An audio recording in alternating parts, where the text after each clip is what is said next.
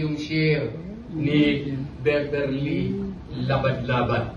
Maglabad gini ang ulo.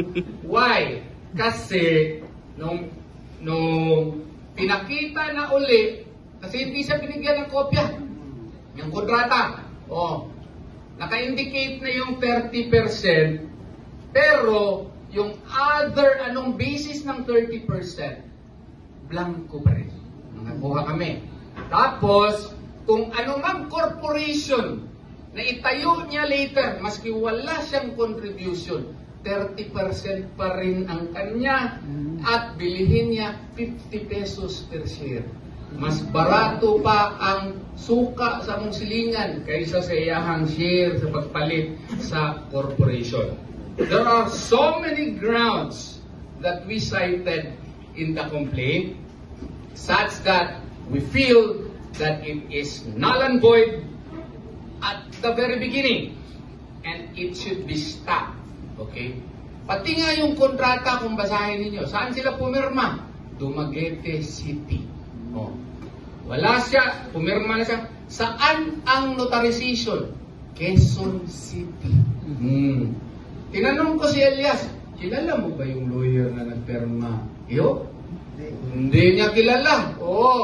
Pwede ba yan under na notarial law na magnotaryo ka sa isang kontrata na hindi mo nakita yung nagpirma? Hindi po pwede yun.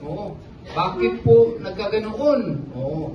Tapos, pumirma po kasi nag-monitor daw sila kay magbabantay na mag-file daw ng cyber libel. Let's get it on. Bantayan niyo ako. Okay. So, kasi napilitan lamang kami mag-file talaga because we were hoping na something would intervene na pero nagpadala pa sila ng nagpa-conduct pa sila ng press con kagabi. Ang anghang ng mga salita po. At tinakot pa kami. Naku, taga North Cotabato ito, taga Davao del Sur ako. Takutan ang gusto nyo. Dito tayo. Kami, walang takutan. Nag-file na lang kaagad kami ng kaso after, of course, sending a demand letter to, Beverly. Is a demand letter a legal requirement? No. Why? Because when the contract is void, there is no need for a demand letter. Yet, we sent a demand letter. As to whether or not she was duly informed by her staff, that's their problem, not our problem. Okay? So, nag-hire siya ng manager. Hindi po yung halos mama na o ano ba. Kasi maski personal life, nakikialam na. At saka yung sa mga, sa mga miyembro,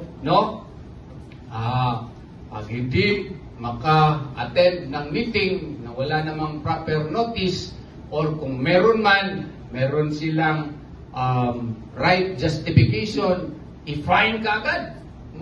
Magkano? 50,000. Basahin mo yung kontrata doon sa kanilang pinapirman, hindi nila nabasa ng maigi. Wala namang nakasaad doon na pag maka-attend ka ng meeting, maka-absent ka, 50,000 ang fine. Mas mataas pa ata ang kanyang fine kaysa yung aso mo makakagat ng ibang tao. Matindi ito. Tapos, meron ba yung due process? Wala po. Diretso lang. Fine.